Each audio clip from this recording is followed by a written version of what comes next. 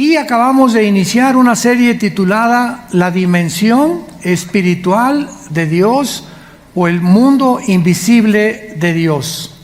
Podemos manejarlo de esas dos maneras, pero el propósito de esta serie, esta va a ser la segunda conferencia.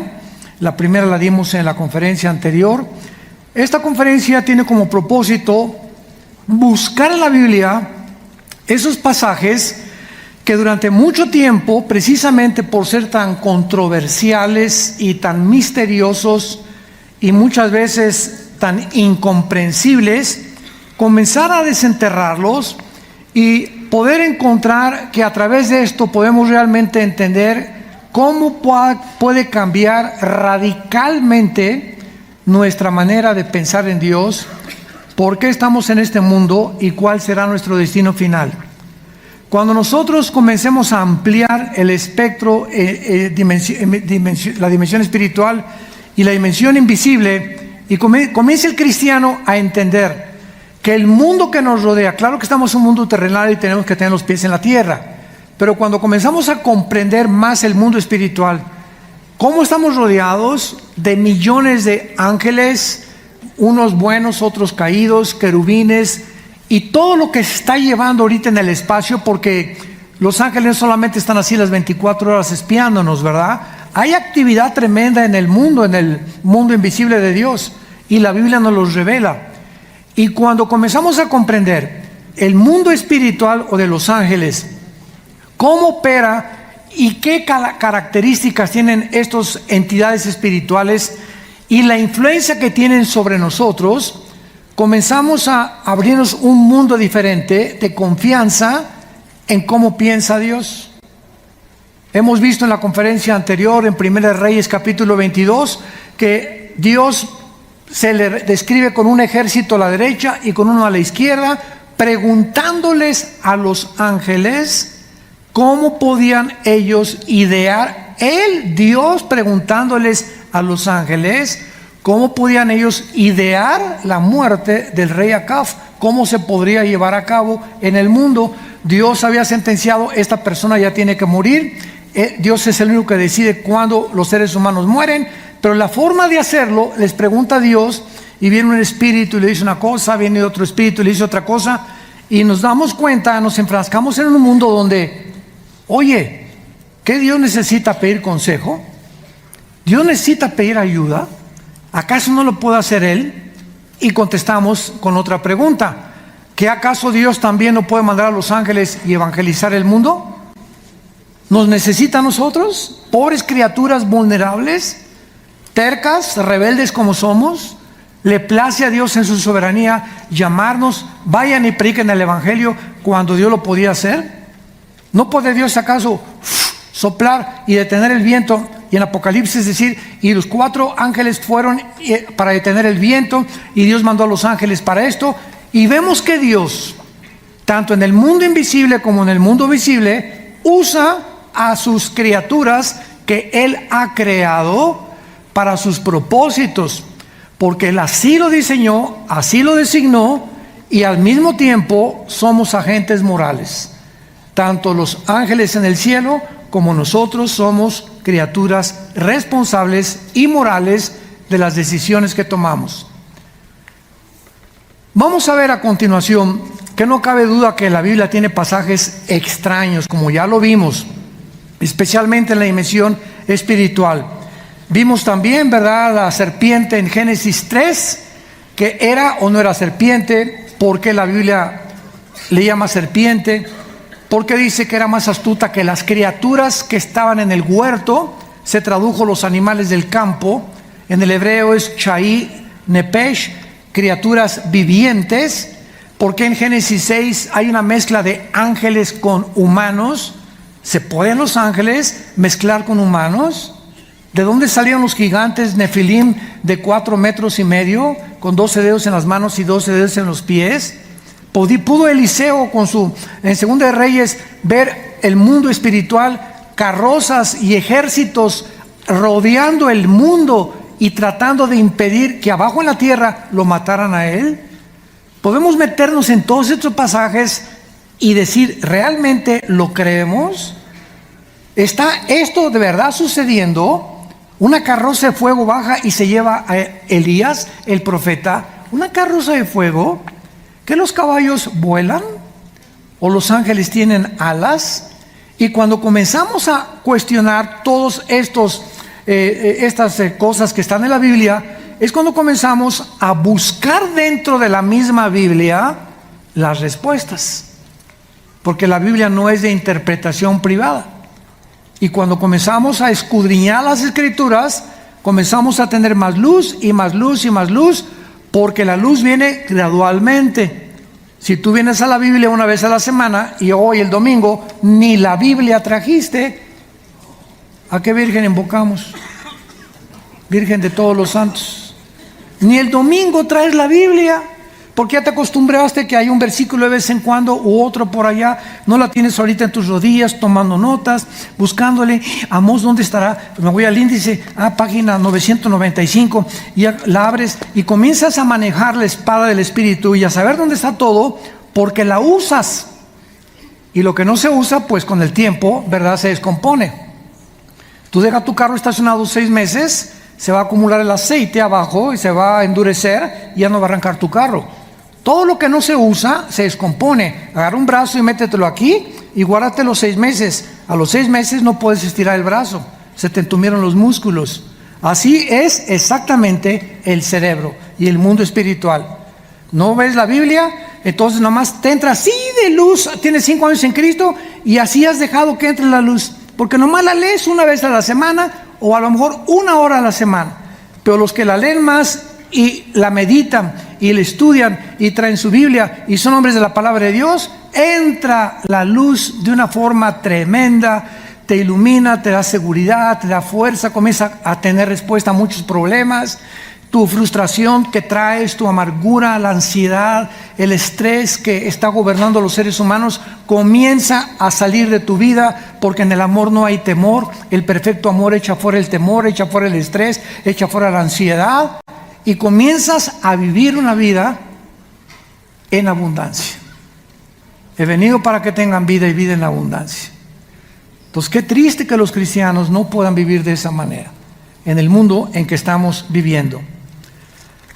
Muy bien, vamos pues a ver que no cabe duda que la mayor parte de la gente actualmente está fascinada con lo sobrenatural y lo sobrehumano, y lo podemos comprobar con la cantidad de películas que actualmente se están pasando de ciencia ficción y que en los últimos años se han estrenado. Los superhéroes, los Transformers, los X-Men, Harry Potter, los Vengadores, Batman, Superman, Rambo, invasiones de demonios, invasiones extraterrestres, la guerra de las galaxias. Y la pregunta es, ¿por qué? ¿Por qué han tenido éxito todas estas películas y todos estos videos que están transmitiendo? Simplemente podríamos contestar porque estas películas se salen del mundo ordinario. En otras palabras, nos ofrecen un mundo más emocionante que el mundo en que estamos viviendo. Nos transportan a otra dimensión, donde vemos que tienen poderes, etcétera, etcétera. Tienen algo, casi todas, ¿verdad?, entre el bien y entre el mal, pero magnificado a una escala cósmica que emociona. Y por otro lado, la gente es atraída siempre por el mundo sobrenatural. Por eso la gente va a una feria a que le lean la mano, el tarot, la bola de cristal, gobernantes que consultan a chamanes, etcétera, etcétera, porque somos atraídos a otra dimensión que algo nos da testimonio que existe. Porque dice Eclesiastés, apúntalo, 3, versículo 11, Eclesiastés 3:11, que Dios puso dentro del alma humana el mundo eterno, la eternidad. Traemos dentro de nuestra alma la eternidad. Y no somos como el chimpancé o como el delfino, como el elefante o como cualquier animal inteligente, que son inteligentes y tienen alma los animales, pero los animales no tienen conciencia de Dios. No tienen conciencia de otro mundo que existe. Y cuando se nos presenta a nosotros en películas y esto y la guerra de las galaxias y que Marte y los viajes, nos atraen y nos fascina. Porque, repito, nos sacan del mundo natural. Y esta es la Biblia. La Biblia es un libro, el único de los billones de volúmenes de literatura que existen. El único libro que nos saca del mundo natural, nos corre las cortinas y nos revela un mundo impresionante que se ha estudiado con mucho descuido, y que al conocer este mundo impresionante, de veras te vas a sentir un superhéroe. Te vas a sentir con una confianza en el Espíritu Santo y en Cristo, y vas a saber que mayor es el que está dentro de mí, mayor es el que está dentro de mí, que esa persona que se endemonió, que esa bruja que me maldijo, que cualquier persona que tenga poderes. Dentro de nosotros tenemos el poder del Espíritu Santo, que es mayor a cualquier otro espíritu que pueda haber en el mundo. Y cuando lo descubres, ¿qué te hace caminar? Como soldado, como guerrero.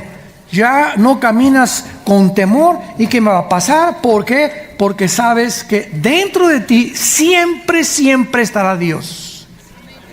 Nunca te va a dejar, nunca te va a abandonar. Perderás el temor, y al echar fuera el temor de tu vida, tendrás paz para conocer la voluntad de Dios. Muy bien. Vamos a ver que existe dentro de la condición humana algo que siempre anhelamos que vaya más allá de nosotros, ¿verdad? Nuestra experiencia humana. Sin embargo, las mayores cosas que la gente se imagina no son reales. Yo le llamo marihuanadas. Y la gente, la imaginación es muy grande, y por eso Julio Verne y todos los escritores que inventaron muchas cosas fueron reales, otras no fueron reales. Pero por tratar de escaparnos de este mundo, el mundo busca entonces a través de las drogas. El LSD que los Beatles trajeron a América, que es la dietilamida de ácido lisérgico, la marihuana, ahora el éxtasis y otras sin número de anfetaminas que existen. Ingerir algo que nos saque de este mundo, que nos transporte a un mundo psicodélico que no existe más que en nuestra mente, porque no es real, y que estás bajo el influjo de demonios. Y cuando tú viajas al mundo invisible que nos rodea y no eres guiado por el único guía que te puede guiar, que es el Espíritu Santo, eres engañado.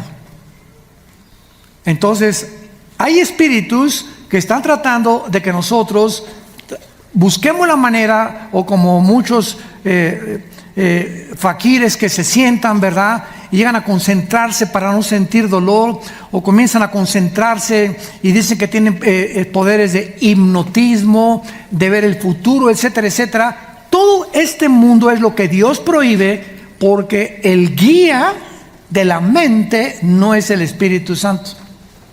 Son espíritus de demonios que imitan, que saben, que buscamos lo sobrenatural, y acabas con las cartas tarot, que te echen el café turco, con la bola de cristal, con la astrología, porque estamos buscando algo que trascienda lo natural. Vamos a comenzar a estudiar quiénes son los que la Biblia le llama dioses. Vamos a descubrir que hay cantidad de cosas en la Biblia y personas que Dios les llama dioses. Y cuando nosotros entendemos que en la Biblia la palabra Dios no significa nada, porque a Satanás se le llama Dios de este mundo en 2 Corintios capítulo 4. Satanás es un Dios, el Dios Tlaloc, el Dios de la lluvia, el Dios Zeus, el Dios Poseidón de los griegos. Y encontramos por todos lados, los hindúes tienen millones de dioses. Y cada vez que nos sumergimos en el mundo y oímos la palabra Dios, como una señora una vez me dijo, es que doctor Alducin me dice, yo creo en Dios, y le contesté, ¿en cuál Dios? ¿En cuál Dios? Cuando tú dices creo en Dios, no estás diciendo nada. Los hindúes tienen millones de dioses, los musulmanes tienen al Dios de Alá. Entonces, cuando alguien dice creo en Dios, no está diciendo nada, te está diciendo solamente creo en algo sobrenatural, una deidad, no sé cómo, pero yo creo en algo, una fuerza, lo que sea, pero no te está diciendo que cree en el Dios y Padre de Jesucristo. Y el único Dios verdadero, el único Dios vivo y verdadero, se llama Yahweh, Jehová. Ese es el nombre del Dios verdadero y de su Hijo Jesucristo. Y cualquier otra manera de comunicarnos con los dioses que estamos el mundo tratando de comunicarse, se están comunicando con demonios, con ángeles caídos. Y vamos a ver de qué forma Dios en el mundo sobrenatural tiene reuniones con los Elohim, con los dioses, o sea, con potestades y con entidades espirituales que tienen autoridad en el universo cósmico de Dios, y que se encuentran unos bajo el control de Dios, otros en rebelión contra Dios, pero existe un mundo arriba de nosotros, igual que como nosotros, organizado, presidente, vicepresidente, gobernador, presidente municipal, etcétera, etcétera, organizado igual que aquí, con mucho más organización, desde luego, que en el mundo que vivimos. Vayamos al Salmo 89 para comenzar. Vamos a comenzar a quitar muchas incógnitas y a sorprendernos de las cosas que tal vez has leído tantas veces en la Biblia y no habíamos podido entender. Anteriormente hicimos la pregunta si los cristianos realmente creen lo que leen en la Biblia. Y si así es, vamos a considerar el siguiente para ver si realmente tú crees todo lo que la Biblia dice. En el Salmo 89, versículo del 5 al 7, tenemos esta revelación. Y dice así, Salmo 89, del 5 al 7, celebrarán los cielos tus maravillas, oh Jehová, tu verdad también en la congregación de los santos. ¿De cuáles santos hablará? ¿De los que están en el cielo, de los que están en la arriba? ¿O cuál es la palabra hebrea para santos? Porque ¿quién en los cielos igualará a Jehová? ¿Quién será semejante a Jehová entre los hijos de los potentados? Ponle en tu Biblia a la palabra potentados, Elohim. ¿Saben por qué deben tener la Biblia? Ponle a la palabra potentados, Elohim. Vamos a traducirlo. ¿Quién será igual a Jehová entre los hijos de los dioses? ¿Hijos de los dioses? Hermano, ¿de qué está usted hablando? ¿Quiénes son estos hijos de los dioses que está mencionando aquí el Salmo 89? No, mejor no lo entiendo, pásale la hoja. Porque es lo más natural, ¿verdad? Y es normal.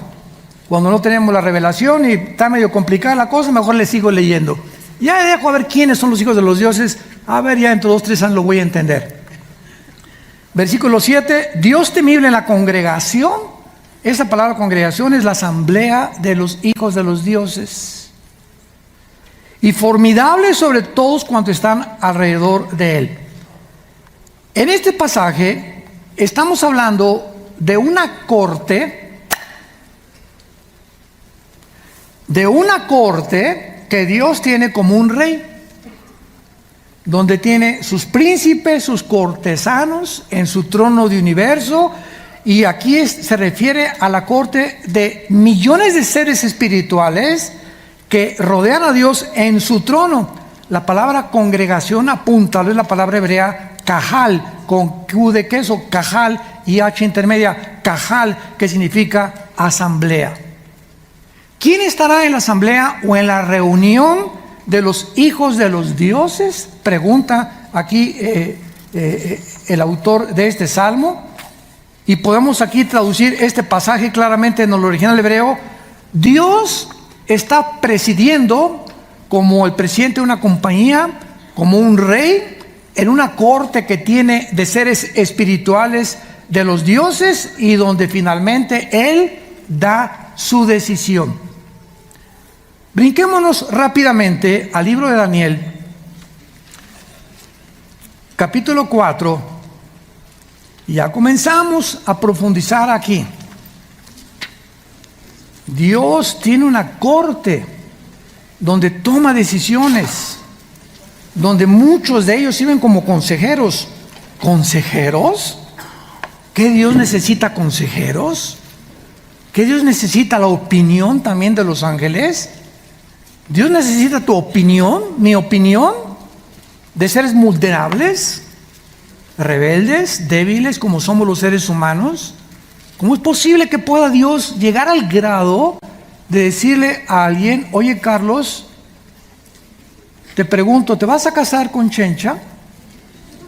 Sí, ¿y qué? Bueno, no, yo nomás estaba preguntando. ¿No me quieres preguntar si me has preguntado mi opinión? Si Chencha es para ti. Oye, Pancracio, ¿quieres comprar esa casa? ¿Sí? ¿Te interesa? Claro que me interesa, te conozco, de Dios. ¿No me has preguntado como mi hijo? Mi opinión sí me interesa. ¿Ya oraste por lo menos algunos días para saber que la decisión que tú estás tomando me interesa que me consultes para yo darte mi opinión?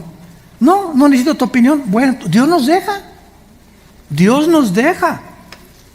Es que me casé con este sapo que tengo de esposo y a ver, ¿por qué Dios? Si soy tu hija, ¿verdad? ¿Por qué no impediste que me casara con este hombre? Simplemente porque no me preguntaste y te casaste porque te emberrinchaste con ese hombre o con esa mujer. No le eches la culpa a Dios de tus decisiones. Entonces tenemos que entender que tenemos que meternos a la familia de Dios, a nuestro Padre, que le interesa nuestra opinión y que oremos y que le pidamos consejo para que Él nos pueda dirigir. En Daniel capítulo 7, Daniel 7, encontramos otra revelación tremenda. Dice, por ejemplo, Daniel 7, versículo 10. Un río de fuego procedía y salía de delante de él. Es lo que vio Daniel en el cielo. Millares de millares le servían y millones de millones asistían delante de él. El juez se sentó y los libros fueron abiertos. Lo mismo que nos dice el salmista en el 89 que vimos nosotros, que Dios se le describe en una corte como un rey con todos sus súbditos. Es la misma imagen, el mismo retrato que Daniel le da el Espíritu Santo. Dios lo veo en su trono con millones de entidades espirituales que le están sirviendo y le están asistiendo noche y día, igual que nosotros. No cabe duda que es sorprendente estos pasajes, como nos vamos a sorprender todavía más, porque ¿de qué dioses, de qué Elohim se está hablando la Biblia? ¿Por qué se les llama a todos los que sirven a Dios los hijos de los dioses? A ver, vamos a comenzar a conectar las piezas del rompecabezas. Desde el libro del Génesis, Satanás le dijo a Eva: Eva, serás como Dios, pero eso no dijo. Si tienes tu Biblia, apunta lo que le dijo Satanás a Eva. Esa palabra Dios es Elohim. Entonces, Satanás le dijo a Eva: serán como los plural dioses. Si tú participas de ese árbol o de ese fruto, vas a ser como los dioses. ¿De cuáles dioses está hablando Satanás? Ya que seguimos estudiando la Biblia por todos lados, vamos a encontrar que a todas las criaturas espirituales que están en el cielo, todas ellas conocen ahora el bien y el mal. Hubo ángeles que se rebelaron, se quisieron asomar qué es la maldad y fueron arrastrados por Lucifer. Los otros ángeles se quedaron con Dios, sirviendo a Dios, adorando a Dios, conociendo a Dios, Y ellos conocieron también el bien y el mal. Vieron la cruz, iba a haber una guerra en Apocalipsis 12 entre los ángeles de Dios y los ángeles de Satanás. Y es lo que Dios no quería que nosotros conociéramos. Entonces, cuando la Biblia retrata en Génesis 2 a Adán y Eva, síganme con cuidado, el último retrato de la primer pareja humana, son desnudos. Y estaban ambos desnudos y no se avergonzaban. Es el último retrato antes de pecar de la primer pareja humana. Ok. Pasa algo en medio, que es la tentación, y cae en la tentación. Y el próximo retrato de la primer pareja humana es la misma pareja tapándose sus órganos genitales. Ya tenían vergüenza. Antes de la caída no tenían vergüenza. Después de la caída, lo primero que vino a sus vidas es, descubrieron que estaban desnudos. Antes, cuando no tenían pecado, no sabían que estaban desnudos. Pero ahora la desnudez les provoca vergüenza. Antes vivían en estado de inocencia, ahora conocen el mal. Agarra a un niño de 2 años y a una niña de 2 años y ponlos en una tina desnudos y no hay ningún problema. A esa edad, 1 o 2 años, no están conscientes los seres humanos de su desnudez. Mételo de 4 o de 5 años y ya inmediatamente un niño de 4 o una niña de 4 o 5 años se tapan. Pregunta, ¿quién les dijo que estaban desnudos? ¿Quién les enseñó que es vergüenza o que es vergonzoso nuestra desnudez? ¿De dónde vino este sentimiento que agobia al ser humano y que causa que la corrupción que ha habido por toda la historia ha sido precisamente a través de la sexualidad? Todos los más grandes crímenes, todo lo que hay ahorita, todo el degeneramiento, divorcios, transgénero, homosexualismo, lesbianismo, lo que tú me quieras mencionar, está relacionado con la sexualidad. No arruina a un hombre peor cosa que el adulterio. Arruina su vida, arruina su familia, su matrimonio, su negocio. A un hombre de Dios arruina su ministerio, etcétera, etcétera. No hay cosa que haga más daño en el ser humano que una sexualidad descarriada, sin freno, no controlada por el Espíritu Santo. ¿Y de dónde viene esto? Desde el huerto del Edén. Entonces, ¿qué le estaba diciendo Satanás a Adán y a Eva? Van a ser como dioses. Ahora, ¿qué dioses se refería a Satanás? Van a ser iguales a todas las entidades que existen en el cielo y que conocen ya el bien y el mal y la rebelión de un querubín llamado Lucifer. Si ustedes participan de eso van a ustedes a participar. Van a convertirse en dioses. Ahora, vayamos a otro pasaje, Salmo 82. Y este está todavía mucho, mucho más claro, más explícito y más misterioso a primera vista. Veamos este pasaje para confirmarlo. Salmo 82, versículo 1. Lo leemos primero en el castellano y después le agregamos las palabras originales hebreas. Dios está en la reunión. ¿De quién? Dios está presidiendo una reunión de dioses. ¿De dioses? ¿Que no solamente hay un solo Dios? Entonces hay muchos dioses. Ya comenzamos a entender que la palabra Dios no implica al ser supremo, sino simplemente entidades con poderes que gobiernan y que son atribuidos a los seres humanos. Y cuando un ser humano se hinca delante de una estatua y comienzas a ponerle veladoras o lo que tú quieras, estás ante una estatua que para ti es una diosa. ¿Por qué? Porque detrás de esa estatua, ¿quién te impulsó a hincarte delante de ella? los espíritus que se encuentran detrás de esa estatua son reales. Y el magnetismo que usan para jalarte y desviarte a la adoración verdadera es real. Pero la gente no lo sabe.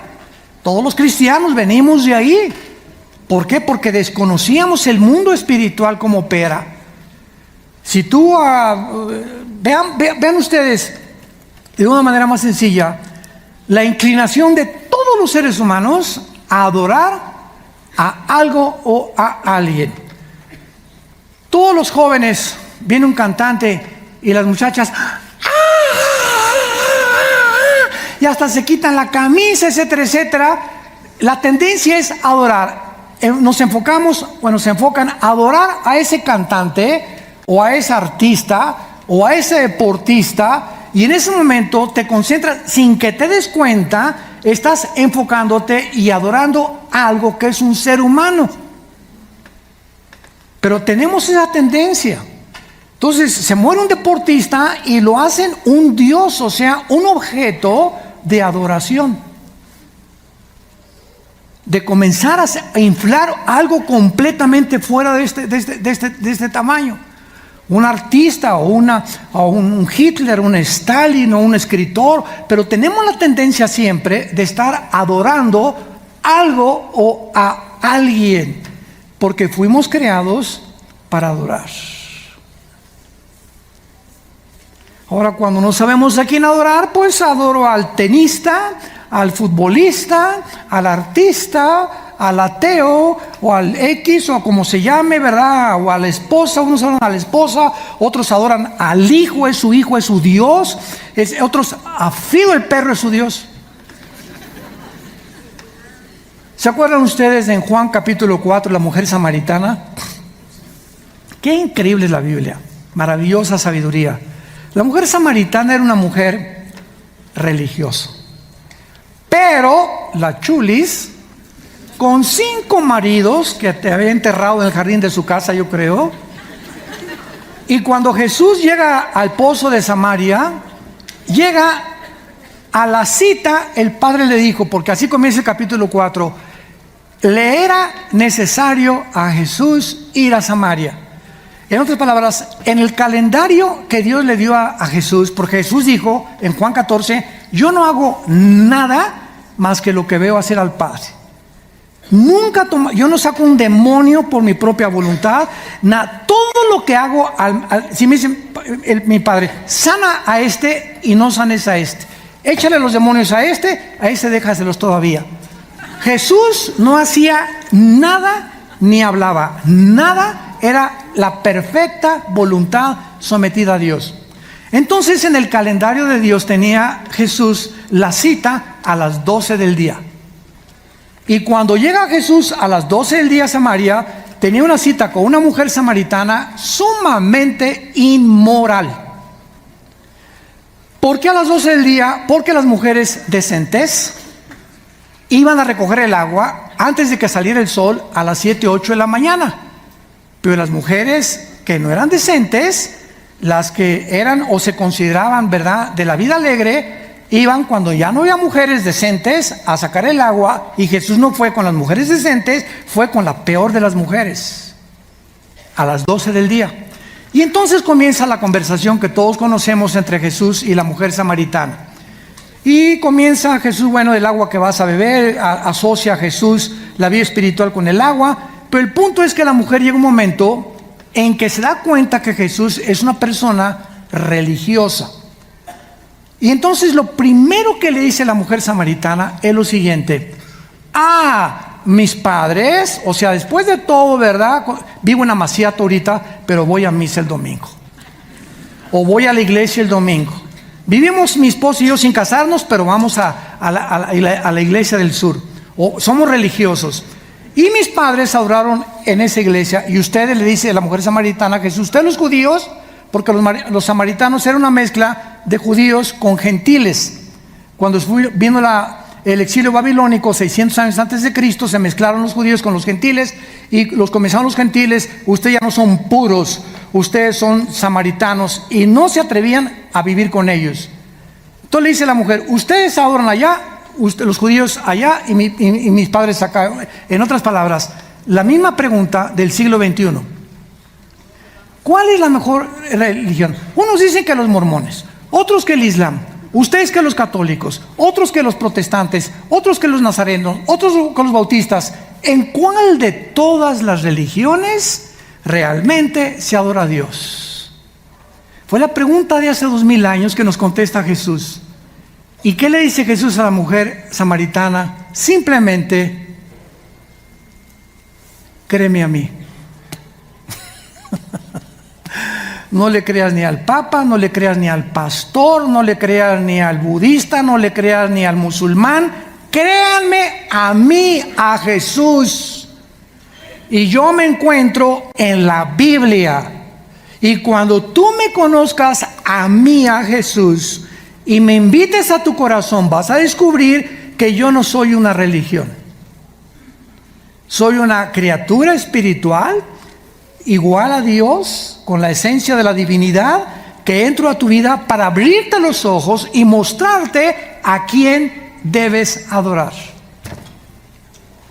Y Jesús continúa diciéndole a la mujer samaritana, mi Padre es espíritu y los que le adoran, en espíritu y en verdad, es necesario que le adoran. Entonces cuando eres cristiano, ya no entras a un edificio, aquí está Dios. No, Dios no está en ningún edificio. Yo antes, cuando tenía la religión de mis padres que nos inculcaron, cuando iba a la religión con mi abuelita, entrábamos y las mujeres se tapan con un velo, ¿verdad?, la cabeza, y los hombres, aquí no se habla, todo con respeto, porque ahí está Dios. Y sales de ahí, arriba Pancho Villa. Ajúa, ¿no que no tronabas pistolita?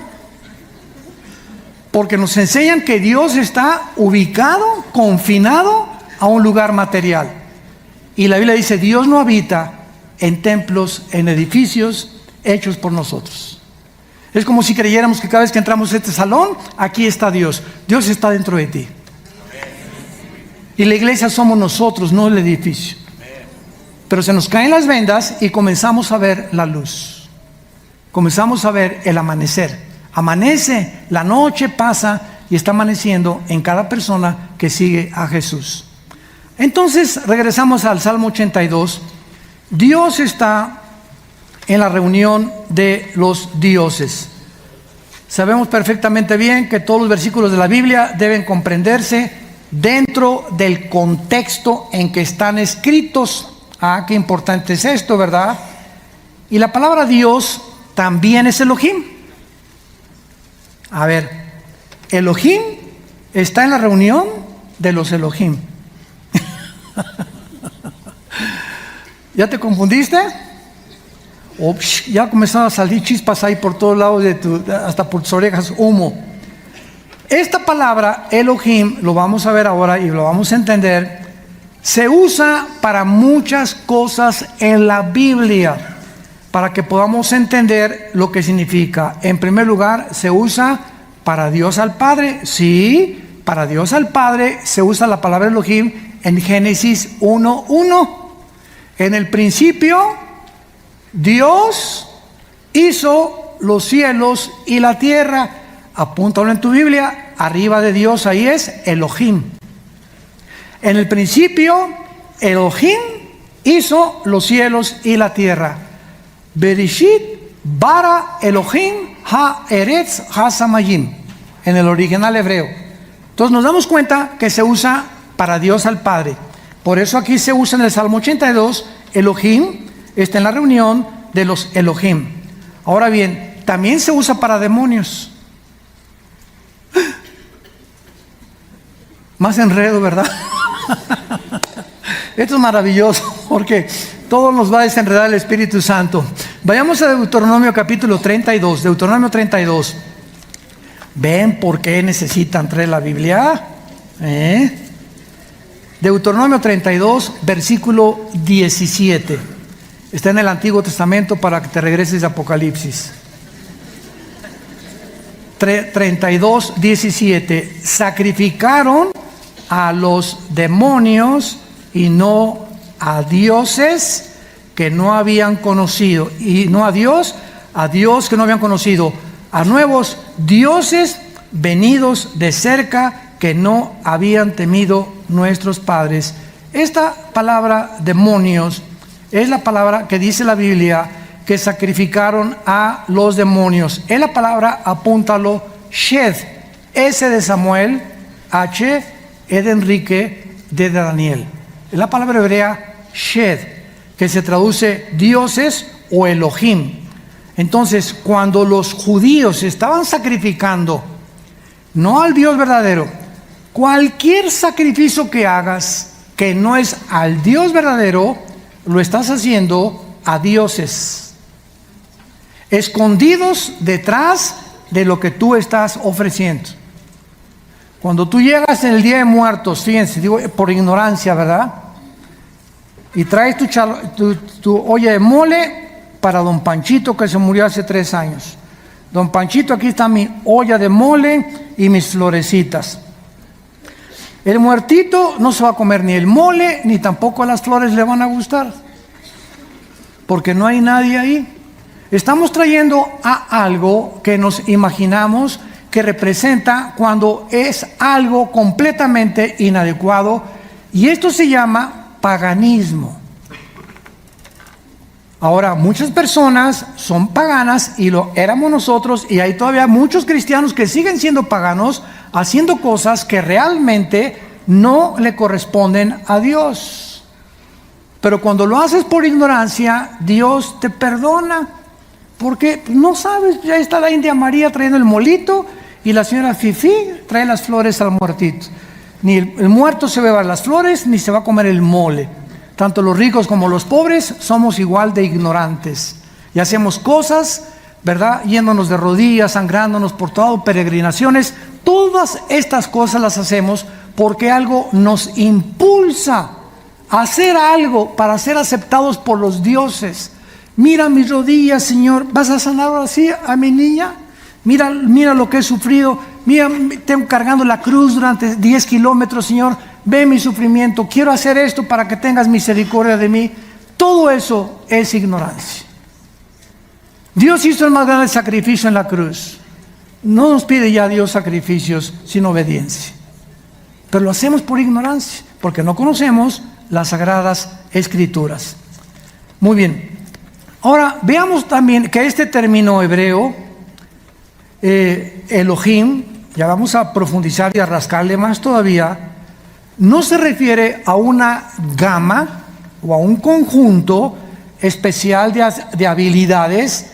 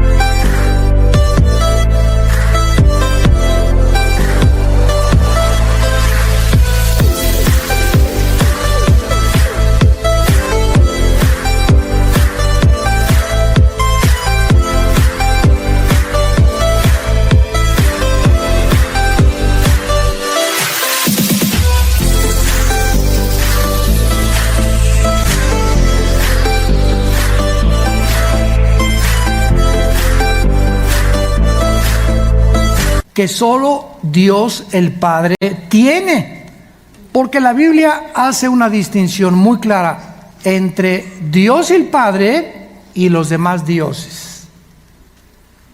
Y cuando la Biblia dice Elohim estaba en el lugar de los dioses, es porque a Dios también se le asigna el nombre de Dios. Pero realmente, si tú dices creo en un Dios y no es el Dios de la Biblia, Jehová es otro Dios que no es el Dios verdadero. Por ejemplo, veamos nosotros las veces que la Biblia menciona Elohim o el Dios que es el Dios verdadero. Éxodo capítulo 7. Dichosos los que traen su pluma y su Biblia. Éxodo 7, versículo 1. Nota esto. Jehová dijo a Moisés: mira, yo te he constituido Elohim. Te he constituido Dios. Yo te he constituido Dios para Faraón. Y tu hermano Aarón será tu profeta. ¿Qué le está diciendo Dios a Moisés? No que sea un Dios como el Dios el Padre. Te he constituido con el poder o la representación que un Dios tiene para Faraón. Tú me estás representando al Elohim del cielo aquí abajo en la tierra. Salmo 29, versículo 1, en el Antiguo Testamento también. Salmo 29, versículo 1, dice así: tributad a Jehová, oh hijos de los Elohim. Tributad a Jehová, oh hijos de los Elohim, dad a Jehová la gloria y el poder. Salmo 95, versículo 3. Salmo 95, versículo 3, que asocia exactamente lo que estamos diciendo, porque Jehová es Elohim grande y Rey grande sobre todos los Elohim. Ven cómo el Espíritu Santo nos va llevando ya, y al mismo tiempo que se les llama a las entidades espirituales dioses. Hay un Dios que es el verdadero Dios sobre aquellos que quieren tener las facultades y el poder de Él, delegado por Dios, el Dios verdadero, y que se les llama en la Biblia también dioses. Ahora bien, esta corte espiritual que Dios tiene y que rodea a Dios de entidades espirituales son espíritus. Todos fueron creados. Lucifer ha sido, es y será hasta ahorita la criatura espiritual, el sello de la perfección de la creación de Dios. Lucifer, no existe un querubín, un serafín, un ángel, ni el arcángel Miguel, nadie más bello, más poderoso, más sabio que él. De todo lo que Dios ha creado, su obra maestra, su obra de arte, fue Lucifer.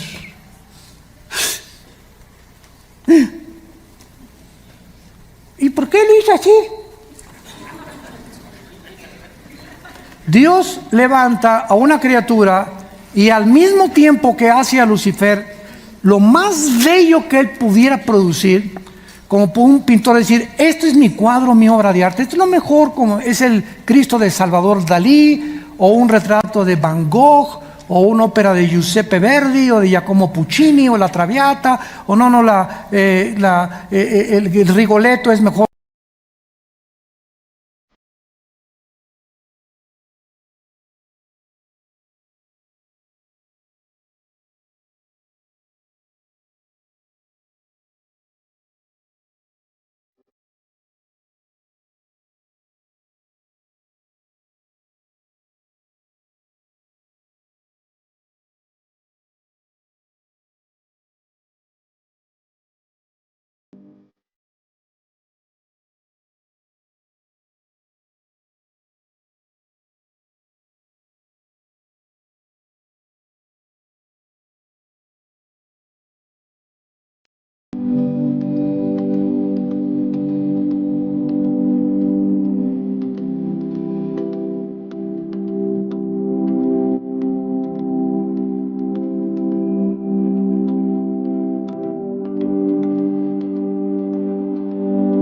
Que la Traviata o que Aida, y así como hay músicos, las sinfónicas y las composiciones de Beethoven, las sinfónicas de Beethoven, siempre hay entre los artistas, cantantes, compositores de ópera, de música, algo que resalta de todo lo que Dios los ha inspirado.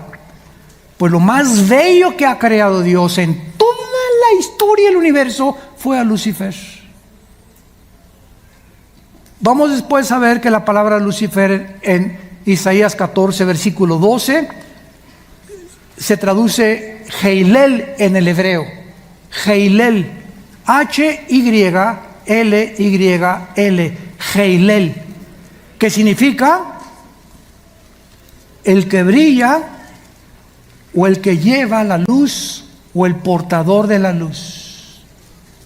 Y esta criatura espiritual, que es la más bella, la más gloriosa, la más poderosa que Dios ha creado, en el mismo momento que Dios le dio todo lo que le dio, lo vuelve completamente en reversa y todo lo que le da lo usa para Él, y Dios nos lo permite para recordarnos lo que se llama la maldición de la belleza. ¿Qué pasa con una muchacha? Un ejemplo. ¿Qué pasa con una muchacha de 20, 25 años de edad que es preciosa? ¿Y se mete al mundo de las modas, o se mete al mundo de la artisteada, o se mete al mundo del modelaje? ¿Saben qué va a pasar? Inmediatamente va a tener 5 o 6 invitaciones de viejos gordos, rabo verdes, cargados de billete, de plata, que inmediatamente le van a invitar y le van a decir, como no, te voy a hacer esto y el otro, pero vas a pasar por las armas primero. Y ya a los 26, 27, 28 años de edad, pues uno de estas personas se va a casar con ella, le van a ofrecer el dinero, se va a dar cuenta que no la hizo y va a seguir con otro y con otro, porque nunca va a creer merecedora de las personas, y siempre tendrá personas que la querrán, y tarde o temprano esa belleza con la nación se convierte en una maldición. Nunca pudo formar un hogar, ni tener hijos, ni estar con un solo individuo. El hecho que seas bella, el hecho que seas guapo, el hecho que tengas prestigio, el hecho que tengas dinero, ten mucho cuidado.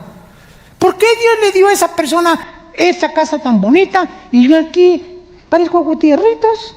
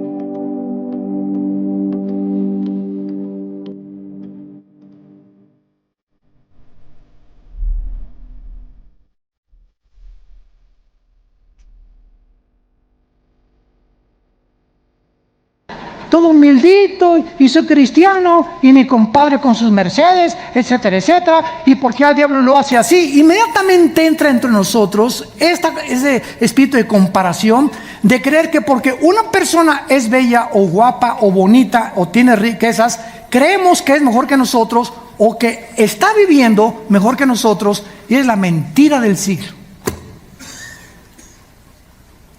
Es la mentira del siglo. Caras vemos, corazones no sabemos. No es lo que tú ves. Esas personas, la mayor parte de ellas, no te imaginas la vida tan miserable que tienen. Hace algunos años, hay un ejemplo ahorita para terminar rápido, estoy dando ejemplos para que podamos asociar lo que estamos en la Biblia con la vida real. Hace muchos años hubo una princesa en Inglaterra, la princesa Diana. Se casa con el hijo de la reina, que posiblemente sea el próximo rey, y cuando vive en ese palacio, llega el momento de decir, Dios mío, es que esto es mentira. Y Diana pues venía del campo, no era una muchacha criada en la realeza, y deja el palacio. Y este hombre ya de por sí que andaba con la que se casó ahorita, ¿verdad? Había sido su amante, andando ya con Diana. Y pues sabemos que en Francia muere un Mercedes-Benz, un accidente automovilístico. Ella tuvo 2 hijos, uno de ellos es Harry, que se casó con un artista que es Meghan. Ya saben lo que pasó en el periódico, que dice Harry, el príncipe y heredero y todo. ¿Saben qué? A mamacita, la reina Isabel, no quiero el palacio, no quiero oro, no quiero sirvientes, no quiero que me sirvan el desayuno en vasos de plata. Nos vamos del palacio. Adiós, bye.